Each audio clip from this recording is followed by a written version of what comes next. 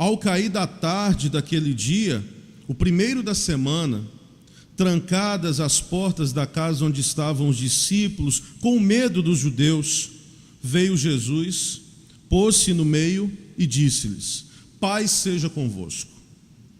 E dizendo isto, lhes mostrou as mãos e o lado. Alegraram-se, portanto, os discípulos ao verem o Senhor.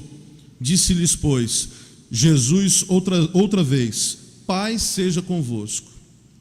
Assim como o Pai me enviou, eu também vos envio. E havendo dito isso, soprou sobre eles e disse-lhes: recebei o Espírito Santo. Se de alguns perdoardes os pecados, são-lhes perdoados. Se lhes retiverdes, são retidos. Ora, Tomé, um dos 12, chamado Dídimo, não estava com eles quando veio Jesus. Disseram-lhe então os outros discípulos: vimos o Senhor.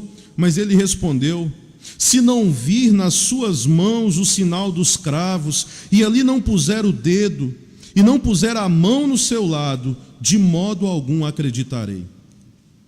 Passados 8 dias, estavam outra vez ali reunidos os seus discípulos, e Tomé com eles.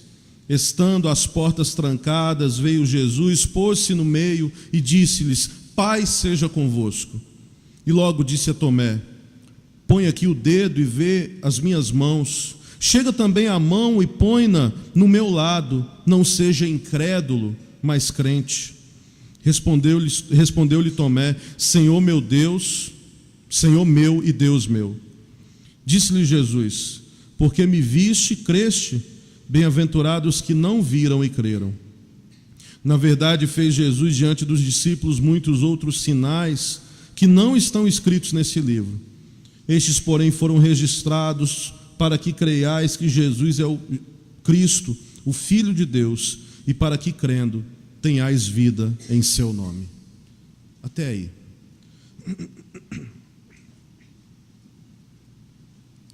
Jesus morreu. Ele não pode estar aí fisicamente mais como antes. Ele só pode estar através dos seus discípulos. Os discípulos se sentem sozinhos. Eles estão num lugar fechado, com todas as portas trancadas, por causa do medo que sentem. E o texto diz isso claramente, eles tinham medo. Mesmo assim, Cristo está no meio deles. E qual é a palavra de Cristo para esses seus discípulos? Que a paz esteja com vocês. Que a paz esteja com vocês. O medo trava, o medo paralisa, o medo nos reclusa. Esse medo que os discípulos sentiam, ele é de certo ponto até mesmo compreensível. Eles haviam perdido de uma forma brutalmente violenta e sangrenta aquele que era a sua referência. E sinceramente, eles não queriam ter o mesmo destino que Jesus. Em outras palavras, serem torturados e pregados numa cruz. Eles não queriam isso para as próprias vidas. Como esse grupo, nós também temos os nossos medos. Sentir medo tornou-se algo quase natural em nossos dias. Nós temos medo da violência que cresce assustadoramente em nossas cidades, bairros, periferias e morros. Nós temos medo de morrer, nós temos medo de adoecer, nós temos medo de não termos tratamento adequado. Nós temos medo de perder as pessoas que amamos, ou de sermos abandonados ou abandonadas pelas pessoas que nós amamos. Nós temos medo de não dar conta, por N razões, dos compromissos que a gente assume. Geralmente a gente assume mais compromisso do que a gente pode cumprir. Nós temos medo de perder o emprego. Nós temos medo das dívidas, da solidão, de dizer muitas vezes aquilo que pensamos e sentimos, e tantos outros medos que nós poderíamos enumerar. A gente tem muito medo. O medo vem e se instaura em nossas mentes, nos tirando a capacidade de pensar, tantas vezes de discernir de corrermos atrás dos nossos objetivos, de sermos resilientes e proativos frente aos desafios, frente às dificuldades do nosso cotidiano. O medo nos tira a paz. Como diz a música popular brasileira dos nossos dias, paz sem voz não é paz, é medo. Paz sem voz não é paz, é medo. Ao darmos conta desses e tantos outros medos que vivemos hoje, nós podemos facilmente nos colocar na pele daquele grupo de discípulos trancados, escondidos de medo, logo após a morte do seu mestre, a morte do seu líder. Talvez nós seríamos que estaremos no meio deles, com medo. Com medo. Mas agora voltemos o nosso olhar para Jesus. Porque Jesus é intrigante, é interessante no texto. Ele não julga os seus discípulos pelo medo que eles sentem. Pelo contrário, Jesus vai ao encontro deles, Jesus se faz presente lá onde o medo se instalou. Não existem portas trancadas que impedem de Jesus de chegar até onde seus discípulos estão. Jesus se põe no meio deles e oferece a eles a paz que repele o medo. Jesus sopra sobre eles o espírito, o pneuma que os torna corajosos, confiantes, conscientes de quem são e conscientes também da missão que lhes compete. Jesus os acolhe e lembra que assumir o seu projeto e discipulado significa tantas vezes abrir as portas fechadas, significa acolher as pessoas, significa partilhar o que se tem e o que se é. Uma grande ameaça, atenção, uma grande ameaça que sempre se fez e se faz presente na caminhada histórica da igreja é o risco de vivermos o seguimento de Jesus sem as suas feridas, sem as suas chagas. Crer num ressuscitado asséptico, sem as feridas nas mãos, em seu lado e nos pés, é desumanizá-lo. Crer de alguma forma em Jesus, mas num Jesus da glória, num Jesus espiritual, separado da vida, separado da entrega até a morte, é esvaziar o verdadeiro sentido da redenção. Crer no ressuscitado sem as chagas é esquecer-se das feridas dos que sofrem, da morte dos oprimidos, é não tocar as feridas da humanidade sofrida, da humanidade quebrada. Crer no ressuscitado com as chagas nos compromete em fazer descer da cruz todos aqueles que estão crucificados na história. Todos. Tocar o verbo de Deus, tocando as chagas dos crucificados. Este é o tema desse domingo. Isto é o que devemos fazer se de fato nós cremos na ressurreição, porque sem as feridas do ressuscitado não há Páscoa. Sem a corporalidade do ressuscitado não existe cristianismo. Muitos de nós ainda continuamos a preferir buscar uma igreja bela, uma igreja de glória, uma igreja fechada em si mesma, na verdade, de espaço sem liberdade alguma, preocupado somente com a doutrina, com seus ritos, com sua liturgia, mas separada da comunidade dos oprimidos e dos sofredores. Nós precisamos aprender com Jesus. Quantas vezes nós temos medo de compartilhar a vida e de tocar a ferida de Jesus, que são suas chagas, as chagas da igreja e da humanidade. Se nós esquecermos disso, nós estamos esquecendo a Páscoa. Por isso o Senhor ressuscitado continua sendo aquele que traz em suas mãos e ao lado as feridas da sua entrega, os sinais do seu amor crucificado em favor da humanidade. O Senhor ressuscitado continua sendo aquele que sofre com todos os sofredores do mundo. Senhor, mas quando te vimos enfermos e não te visitamos? Quando te vimos com fome e não te demos de comer? Quando te vimos preso e não fomos ver-te?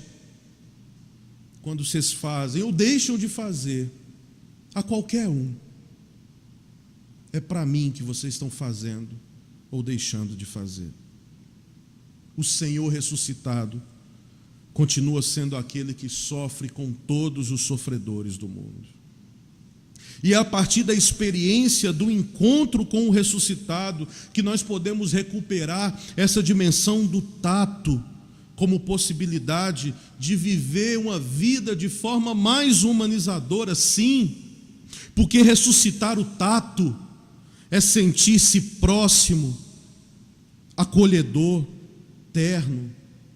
Mas antes é preciso deixar cair tantas vezes as barreiras que nos prendem. Nosso mundo está cheio de alambrados, nosso mundo está cheio de valas, de muros, de fronteiras, e assim nós nos defendemos muitas vezes daqueles que são de outra raça, de outra cor, de outra religião, de outra classe social. Comecemos apagando os nossos preconceitos antes de tentar tocar as feridas do mundo. Pastor Martin Luther King Jr.,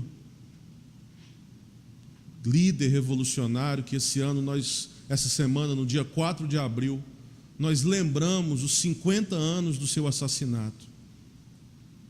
Era alguém que lutava diante da injustiça, diante da segregação racial. Quantas vezes essas barreiras, essas valas, esses alambrados, esses muros, essas fronteiras, nós identificamos, mas não queremos tirá-las, porque isso significa, tantas vezes, termos que conviver com o diferente. Jesus entra no espaço de vida dos discípulos e discípulas e lhes dá a sua paz. Que a paz esteja com vocês, porque a paz de Jesus afasta o medo, a paz de Jesus devolve a alegria, a esperança, o compromisso com o projeto assumido. O mundo hoje carece tanto dessa paz, e talvez até nós mesmos, as nossas comunidades, as nossas famílias brasileiras, as nossas igrejas, as nossas cidades. Nesse domingo, Jesus nos convida a acolher o dom da sua paz, mas também a sermos construtores da cultura de paz, onde nós vivemos e onde nós estamos engajados.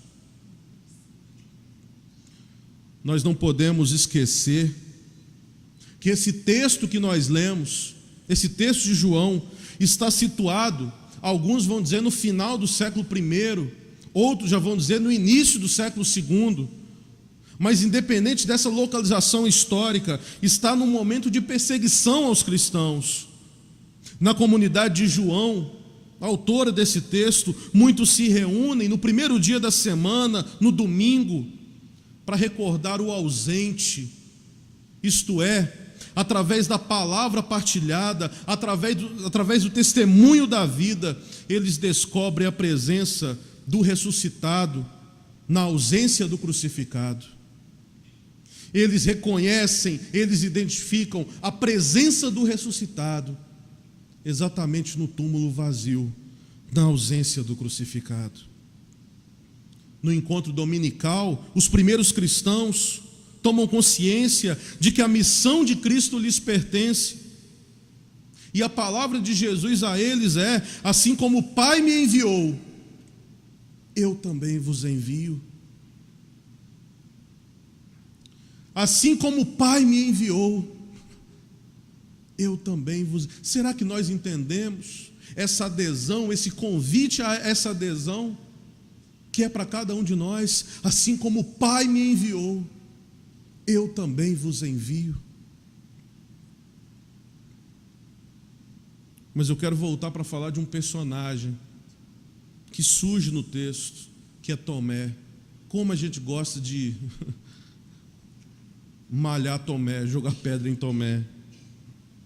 O discípulo em destaque no evangelho de hoje.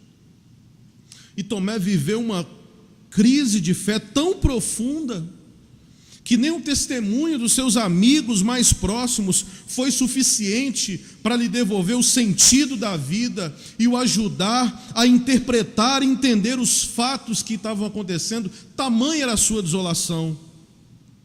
Mas talvez Tomé seja o símbolo da nossa fragilidade diante dos medos que nós vivemos no cotidiano. Talvez Tomé seja a personificação do nosso ceticismo, do nosso olhar crítico e desconfiado diante da vida. Talvez a figura de Tomé coloque às claras a fragilidade da nossa fé. Mas por outro lado, como ele, nós somos convidados hoje, nesse tempo que vivemos, marcado por dores, por perda de referenciais, por horizontes ofuscados, a também acolher o convite tão cheio de amor de Jesus, que foi o convite que Jesus fez a Tomé: não seja incrédulo, mas crente. E que essa nossa fé nos comprometa na luta pela justiça, na luta pela verdade, na luta pela dignidade humana, tão ausente nas nossas pautas políticas, nas nossas pautas eclesiais, nas pautas sociais do nosso tempo. É essa certeza de fé que nos faz vencer os medos e abraçar a vida nossa e a vida de outros com coragem e também com ousadia. Eu queria concluir citando uma canção brasileira que diz mais ou menos assim: ei medo, eu não te escuto mais, você não me leva a nada, e se quiser saber para onde eu vou, para onde tenha sol, é para lá que eu vou.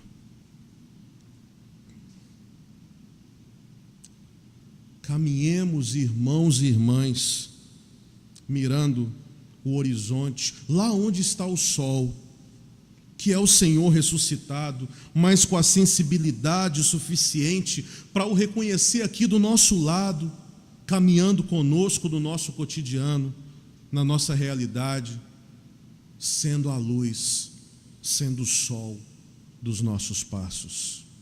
Ei medo, eu não te escuto mais, você não me leva a nada, e se quiser saber para onde eu vou, para onde tenha sol, para onde tenha luz, é para lá que eu vou. Que o Senhor nos abençoe.